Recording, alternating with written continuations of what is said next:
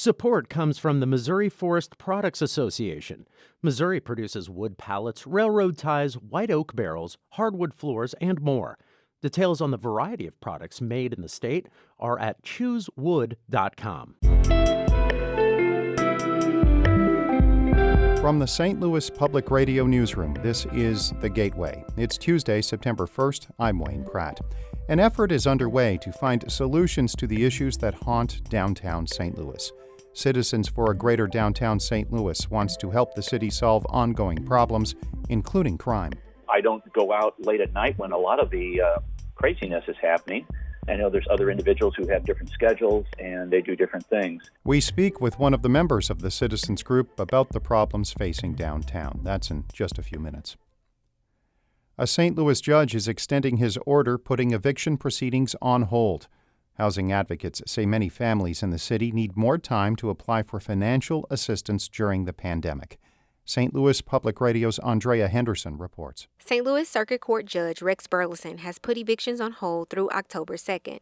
The judge wants to give residents more time to seek assistance and to help limit the spread of the coronavirus. Some residents have received aid from the city, but housing advocates say many are awaiting funds because the city and some nonprofits are still reviewing applications.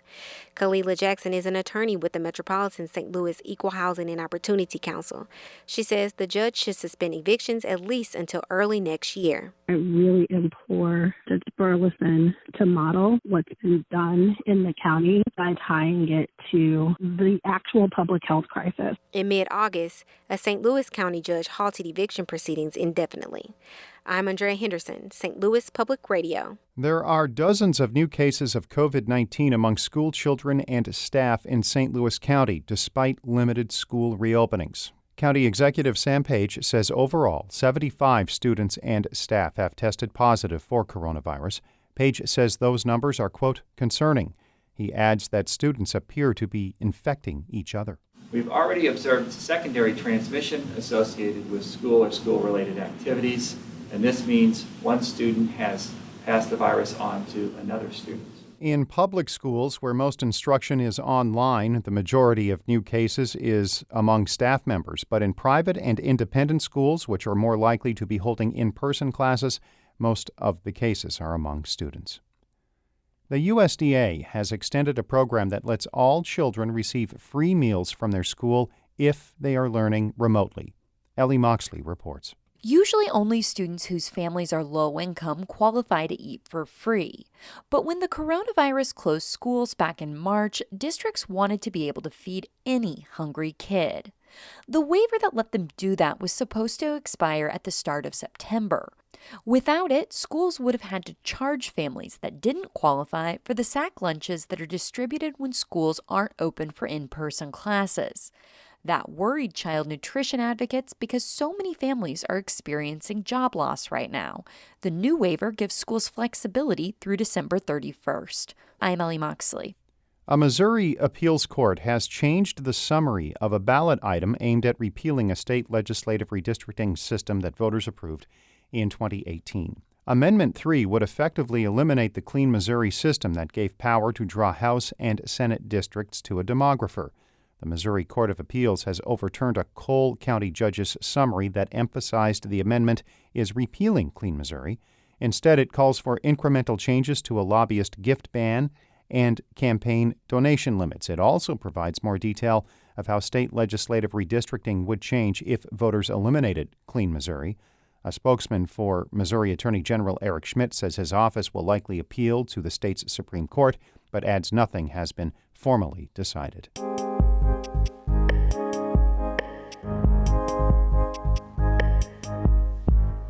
A group of stakeholders trying to improve downtown St. Louis is gathering input on ways to solve problems that plague the city's core. Citizens for a Greater Downtown St. Louis wants to tackle issues including infrastructure, property maintenance, and safety.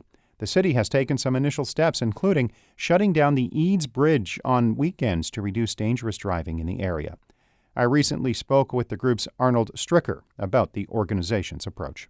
There are some key practices that we would like to see, management, some leadership structure, and that facilitates those individuals out in the community who have some ideas and then the governance of how that's going to come about.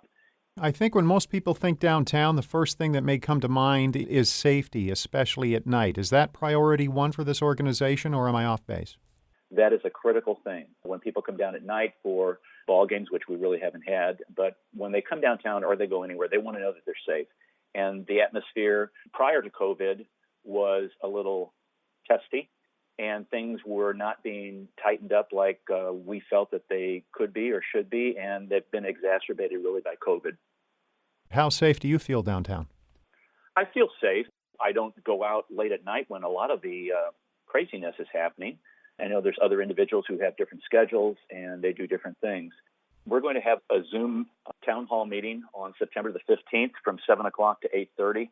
And at that time, discuss some of the solutions that we have been talking about within our group, and then really solicit some input from the individuals who are in the downtown area. They're the ones who live, play, invest in, and work in downtown. And we want to hear from those people what they think should be done. We would like to see a total area-wide organized effort, all hands on deck to solve these issues. We're talking about problem properties, synchronization of traffic lights, and pavement of streets. So it's everybody really needs to step up and be involved in these solutions. Are the barricades at Eads Bridge a start? It is a temporary solution, and so we're looking for some long-term strategies. That may be one portion of that. How long is that going to last? How long can that last? That detracts a lot of people from coming over from Illinois, but at the same time, it prevents people from St. Louis going over to Illinois, and it's not the best solution for the long term. Have there been conversations with other urban centers that may have revitalized their downtown? That's a great question. One of the things we would like to focus on, and we have been focusing on in our group, the best practices that are going on. How have things worked in other cities? I don't think you can necessarily transplant what happens in one city to another verbatim and identically and expect some of the same results. I think you have to adapt some of these situations to your particular area. That's one thing that we are actively looking at. Is there a timeline when you would like to see results?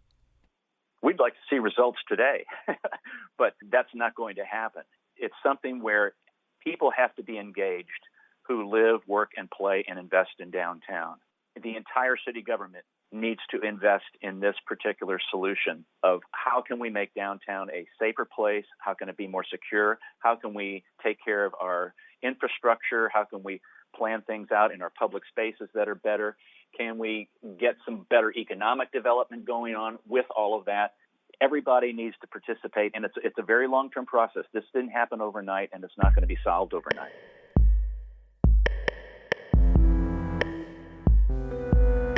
That was a conversation with Arnold Stricker of Citizens for a Greater Downtown St. Louis.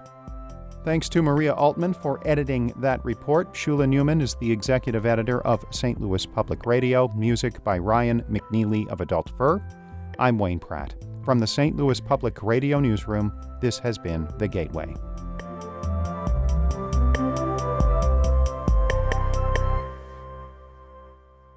Support comes from the Missouri Forest Products Association. Missouri produces wood pallets, railroad ties, white oak barrels, hardwood floors, and more. Details on the variety of products made in the state are at choosewood.com.